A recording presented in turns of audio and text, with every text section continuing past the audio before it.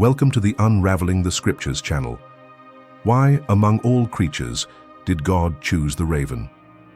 A dark bird, marked by death and deemed unclean by sacred law, was the first messenger sent after the flood, before even the dove, the universal symbol of peace.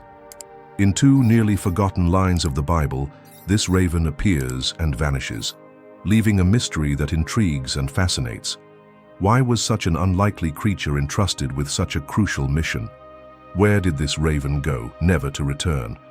And why do churches remain silent about this enigmatic story? Prepare yourself. What is about to be revealed may challenge everything you believe. For if God trusted the raven, perhaps he sees in you, even if the world considers you unworthy, a divine purpose only beginning to unfold. Few, in fact, contemplate the true nature of the raven. This creature shrouded in mystery, whose intelligence rivals that of higher primates, and whose presence, both in the skies and in Scripture, carries meanings that surpass mere appearance. Far beyond an ordinary bird, the raven reveals itself as an entity endowed with rare cunning, capable of feats that inspire both admiration and awe. Modern studies confirm what the ancients may have intuited. The raven is a master of logic. It not only recognizes human faces with remarkable precision, remembering both allies and adversaries for years, but also uses tools, solves puzzles, and comprehends chains of cause and effect with a clarity that astonishes scholars. It is no exaggeration to say that these black birds, often associated with omens and death, display cognitive abilities comparable to those of a human child in its early years. A raven, once offended, does not forget. It stores the offender's face in its keen memory and, if necessary, returns, not for blind vengeance, but for meticulous justice. It is as if its mind is eternally awake, observing the gestures of those who cross its path. Thus, whoever underestimates a raven does so at their own peril. But its remarkable intelligence is only one of many layers composing this creature's complexity. Across vast fields, forests, or even concrete-dominated cities, the raven adapts with mastery. Its diet is flexible. It delights in fruits, seeds, insects, and the remains of dead animals. Yes, ravens are scavengers, and it is in this trait that many ancient cultures found reasons to link them to death, mourning, and the realms beyond life. Yet such an association, though laden with dark symbolism, reveals a vital and sublime function. By consuming what life has left behind, ravens cleanse the ground of decaying flesh. They are like silent priests in a natural rite of purification. Through their involuntary work, they prevent the spread of disease and restore order to ecosystems. Even in what we deem impure, there may lie a sacred design, an invisible order permeating all creation, reminding us that nothing exists in vain in God's eyes. Furthermore, within the raven's existence lie traces of virtues that humans themselves sometimes lack. Ravens form lifelong pairs. They are faithful. They live in structured flocks with strong bonds of cooperation and mutual care. Grown offspring help feed their younger siblings, as if instinctively understanding the value of continuity, protection, and family. Could this not reflect the very essence of covenant, the communion the Creator desires among beings? It is on this foundation that we are invited to return to the sacred pages of Genesis, to the moment when the earth, submerged in chaos and the waters of judgment, begins to breathe again under divine will. In chapter 8, verses 6 and 7, we read, "At the end of 40 days, Noah opened the window of the ark that he had made and sent out a raven, which went out to and fro until the waters were dried up from the earth." This brief passage, often read hastily, holds a profound mystery.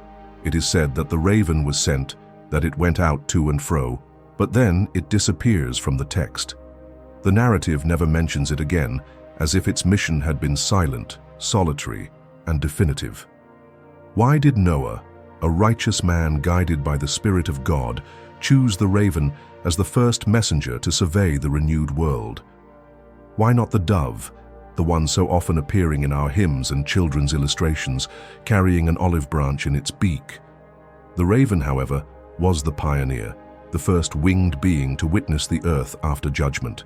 And its disappearance is no accident.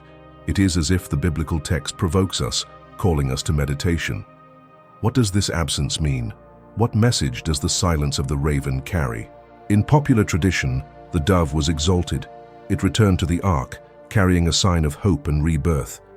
The raven, however, by its nature associated with death, was left aside, forgotten in depictions, excluded from lessons. But the sacred text does not forget. It was there. It was first. And perhaps precisely for this reason, its role is so profound, so laden with symbols that resist the simplicity of human explanations. Some interpreters suggest that the raven found food among the corpses still floating in the receding waters. With its adaptable diet, it would not need to return. The post-flood world, still covered in death, was sufficient for its survival. Yet this explanation, while plausible, seems incomplete. After all, why would the Spirit of God inspire Noah to choose this very creature as the first to leave the ark? We might see in this gesture a symbolic foreshadowing. The raven, associated with death, is sent first into the devastated world, a world still marked by judgment. It is as if God allowed the bird of the night to traverse the silent fields of destruction, announcing the end of an era. As it is written in Genesis 6:12, "And God saw the earth, and behold, it was corrupt, for all flesh had corrupted his way upon the earth." The mission of the raven, therefore, is not merely practical, it is prophetic. It flies over the remnants of a condemned world, like a messenger of a judgment already fulfilled. It does not need to return. Its destiny lies among the echoes of what was destroyed, as a herald of the end. The dove, in its serene and silent appearance, carrying in its beak a freshly plucked olive branch, emerges as a symbol of hope, reconciliation, and a new covenant between God and humanity. It is the one who returns to the ark, announcing that the waters of judgment have receded, and that the earth, once submerged under divine justice, is now ready for a new beginning. The dove carries more than a branch. It carries a message, a promise, a new covenant. Thus, placed side by side with the raven, the contrast becomes inevitable. The raven represents the moment of devastation, the transition between condemnation and redemption. The dove announces restoration, the possibility of life after judgment. Two birds, two distinct moments. The end on the wings of the raven, the new beginning on the wings of the dove. Both fly within the grand drama of humanity before God, and each, in its own way, carries a fragment of divine revelation. A subtle detail, often overlooked, emerges as a key to interpretation. The sacred text states that the raven went out to and fro. It does not say that it returned to its place in the ark, nor does it affirm that it departed forever. This ambiguous expression has intrigued scholars for centuries. Some interpret that the raven remained nearby, perhaps circling over the ark's roof, perching on emerging branches, or even floating among the debris of the former civilization. Its absence from the interior of the ark may suggest that it chose not to return, not out of disobedience, but because it found its place amid the destruction. It adapted to the landscape of judgment. Its purpose kept it among the corpses floating in the waters, not as a rebel, but as a servant on a silent mission. Others see in this the evidence that the raven, in going back and forth, faithfully fulfilled its role. Perhaps it scouted the land, checking if there was already a safe place. Its lack of a definitive return may not signify abandonment, but transition. The very idea that it continued moving between the ark and the outside world suggests a kind of mediation, a bridge between what was and what will come. A bird sent not merely to survey the earth, but to represent, through its own existence, the tensions between death and life, judgment and mercy. Regardless of the interpretation one adopts, one truth remains unshakable. The raven, with its peculiar nature, fulfilled a determined mission within the grand divine plan.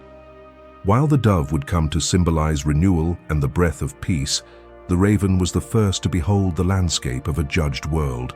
It was the first to witness the effects of God's wrath, and in a sense, the first to leave the ark.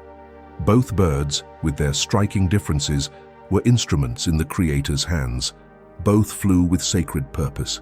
And here is a lesson that transcends time, a revelation that touches the heart of anyone who reflects. Every creature, every person, every existence carries with it a unique role in the tapestry of providence. Some are called to be like the dove, messengers of healing, bearers of peace, heralds of new beginnings. Others, like the raven, face darker realities, overflowing from the silence of the fields of judgment, and walk among the ruins of the fallen, reminding us that there is beauty even in what the world rejects.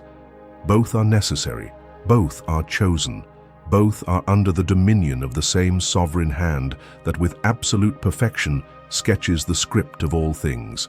And if the raven is often ignored in our illustrations of the ark, it is because it challenges our inclination for happy endings and peaceful imagery. The figure of the raven confronts, provokes, and questions. It does not fit into the soft frames of children's pictures. It belongs to the realm of tragedy, purification, and the cost of sin. But it is precisely for this reason that its presence is so valuable. It is a living reminder that before peace, there is judgment. Before renewal, there is confrontation. Before the olive tree, there is death. And the raven, with its black wings, flies over this threshold with silent dignity. And if there were still doubts about the spiritual significance of this creature, Scripture carries us further to another time, another generation, where the raven reappears, not as a symbol of destruction, but as an instrument of providence. Centuries after the flood, during the days of the kings of Israel, the biblical figure of Elijah, the Tishbite prophet, emerges, sent by God to confront the wicked king Ahab and his wife Jezebel.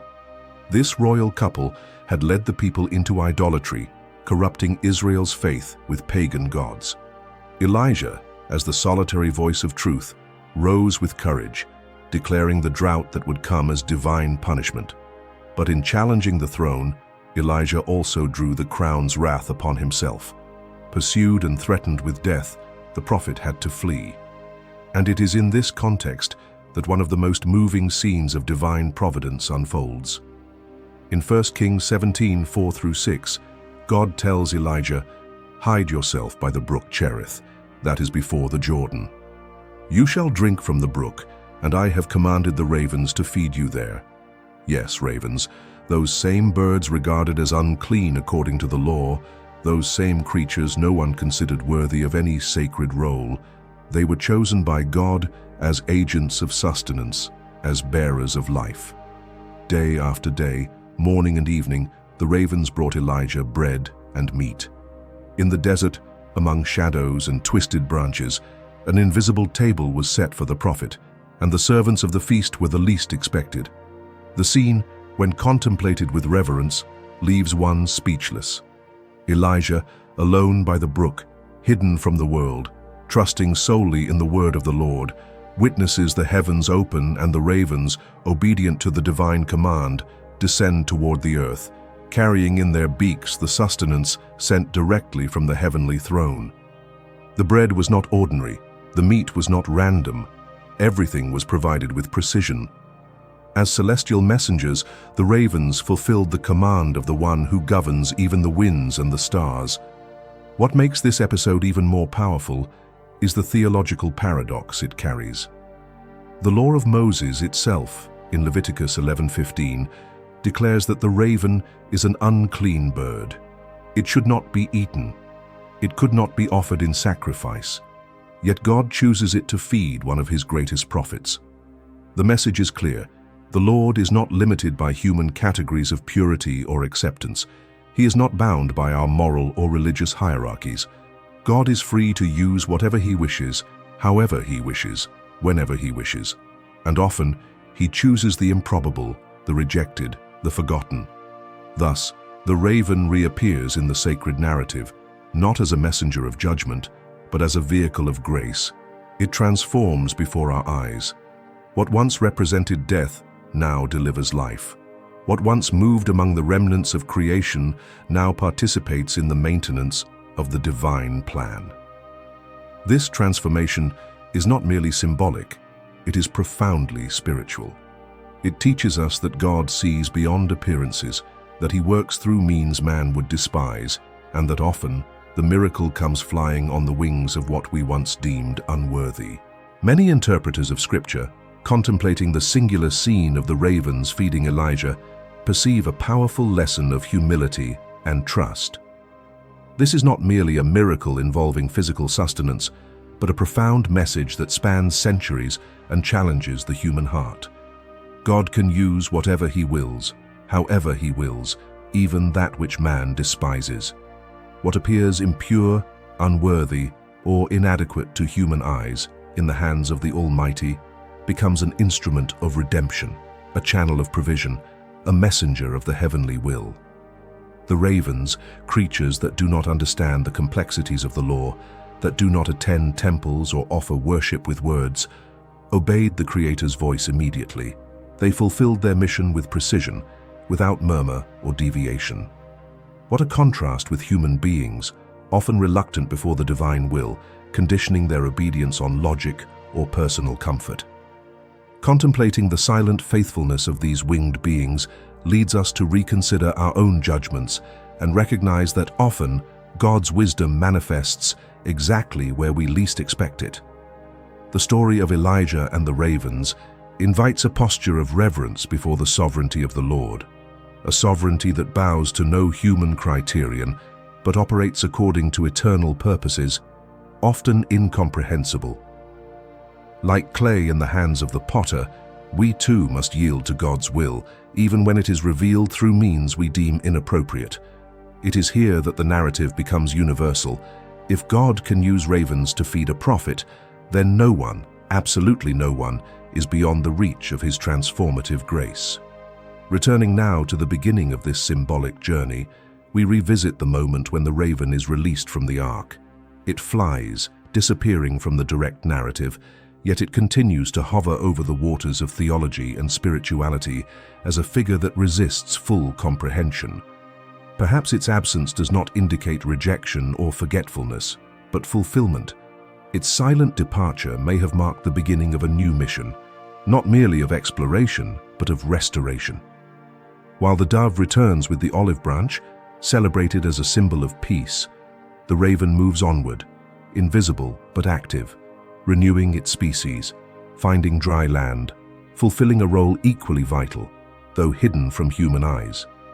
Thus, a pattern emerges that transcends isolated episodes. Whenever the raven appears in Scripture, it is associated with moments of rupture and transition.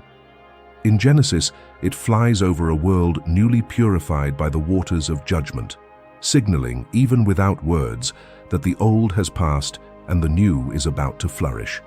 In 1 Kings, it appears at the threshold of Israel's spiritual transformation, sustaining the prophet who would later call down fire from heaven and confront idolatry in its most intense form.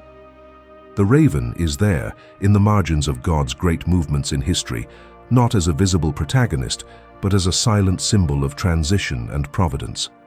One might ask, is this mere coincidence? Or do these recurring appearances signal a deeper intention on the part of the Spirit who inspired Scripture? Could the raven be an archetypal figure of what God desires to reveal about His ways of working, a way that defies human standards, subverts expectations, and redefines the impure, the despised, and the overlooked?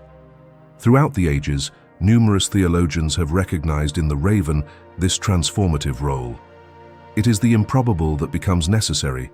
The bird associated with death, carrion, and mourning becomes, in critical contexts, a messenger of life. God, who could have chosen doves, eagles, or any other creatures to feed Elijah, chose the ravens. This is no random detail. It is a proclamation. For my thoughts are not your thoughts, neither are your ways my ways, declares the Lord. Isaiah 55:8. These words echo like a soft thunder in the consciousness of those seeking to understand divine action. God does not see as man sees. Where man perceives failure, the Lord sees fertility. Where human eyes see only impurity, God discerns potential for revelation. The choice of ravens, both to scout the land after the flood and to sustain the prophet in the desert, is no accident. It is pedagogical, theological, spiritual. And if this is true for birds, how much more for people? How often do we judge those around us prematurely, based solely on appearances, behaviors, or reputations? How often do we consider ourselves unworthy, forgetting that God's criteria are not the same as man's? The story of the raven is an invitation to a transformation of vision, a call to see with the eyes of heaven. The difficult neighbor, the restless child, the co-worker whom many avoid, all may be shaped by God for roles we do not yet understand. Just as the ravens, once seen as symbols of impurity, became servants of divine provision at the appointed time, the most unlikely people can also become channels of blessing and instruments of transformation. The raven ultimately teaches us that God writes grand stories with simple creatures. He performs wonders through the unexpected, and behind every detail, even a black bird flying silently over waters of judgment or skies of scarcity, there is a profound design, a message for those with attentive ears and willing hearts. This narrative offers practical and eternal lessons that transcend the context of Scripture and speak directly to the challenges of our existence. Here are some of them. First lesson: the mission beyond the ark. The raven, by not returning to the safety of the ark, teaches us that not every calling culminates in a return to comfort. Sometimes, the divine call requires that we remain outside, facing the storms of a transforming world. How often do we cling to our ark, whether a stable job, a secure relationship, or a welcoming community, fearing the unknown? The raven challenges us to embrace the mission God has entrusted to us, even if it leads us beyond our comfort zone, where true transformation occurs. Second lesson: the value of undervalued tasks. The raven's scavenging nature, though rejected by many, fulfills an indispensable role, purifying the environment and preventing the spread of disease. Likewise, tasks society considers humble, such as the work of sanitation workers, cleaners, or waste collectors, are essential for the common good. Scripture reinforces this truth in 1 Corinthians 12:22. On the contrary, the parts of the body that seem to be weaker are indispensable. We are called to honor all vocations, recognizing that even the seemingly insignificant has a purpose in God's plan. Third lesson: resilience as a reflection of providence. Ravens are creatures of remarkable adaptability, capable of thriving in hostile environments, from arid deserts to icy mountains. In a constantly changing world, their resilience inspires us to remain steadfast in our identity, adapting to circumstances without compromising the values that define us. Like the raven, we are called to face adversity with courage, trusting that God equips us to fulfill our purpose. Fourth lesson: abandonment as a prelude to new beginnings. The raven's departure from the ark, which at first glance may seem like abandonment, actually marks the start of a new chapter in the story of creation. How often in our lives do we interpret losses of people, opportunities, or even the sense of God's presence as an ending? Jeremiah 29:11 reminds us, "For I know the plans I have for you, declares the Lord, plans to prosper you and not to harm you, plans to give you a hope and a future." What seems like an ending may, from God's perspective, be the prelude to a new beginning. When we view the story of the raven in this light, we realize it transcends the role of a mere detail in Scripture. It invites us to see God's hand at work in the most unexpected circumstances, using the improbable to reveal His glory. The raven, with its dark plumage and ambiguous reputation, becomes a symbol of divine sovereignty, transforming the ordinary into the extraordinary and the despised into the essential. The truth that echoes through the ages is this: in God's kingdom, nothing is insignificant. Even the raven, a creature often despised by men, is elevated to the status of a divine instrument, playing a crucial role in the story of redemption. What the world considers small or unworthy, the Lord transforms into a channel of His glory, revealing that in His purposes, every detail carries eternal significance. Consider for a moment your own journey. Have you ever felt like the raven, someone undervalued by the world, whose voice seems silenced, or whose actions go unnoticed? Perhaps you know someone like that, a person who in human eyes seems unlikely, but in God's perspective carries a unique mission. Scripture teaches us that God chooses the weak to confound the strong, as it is written in 1 Corinthians 1:27. But God chose the foolish things of the world to shame the wise. God chose the weak things of the world to shame the strong. Reflect. What if, in your apparent insignificance, you are being shaped for a greater purpose? The story of the raven invites us to contemplate God's sovereignty, which operates through the improbable to manifest His will. Just as the ravens fed Elijah in the desert and explored the post-flood world, we are called to recognize that each of us, with our weaknesses and peculiarities, can be an instrument in the Creator's hands. This truth challenges us to look with new eyes at those around us, seeing in them the potential to reflect divine glory. Moreover, the narrative of the raven reminds us that God's ways transcend our expectations. He not only uses the improbable, but does so in ways that defy human logic.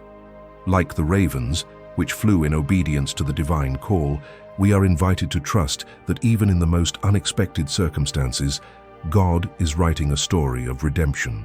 This assurance compels us to remain faithful, embrace our mission, and believe that, with God, even ravens become messengers of life. As we continue to meditate on these mysteries, we are invited to discern other truths hidden within Scripture.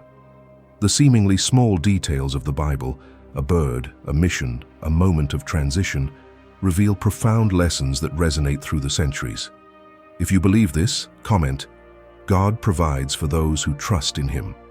Don't forget to leave a like, subscribe to the channel, and activate the notification bell so you won't miss the next content. May God bless you and see you soon.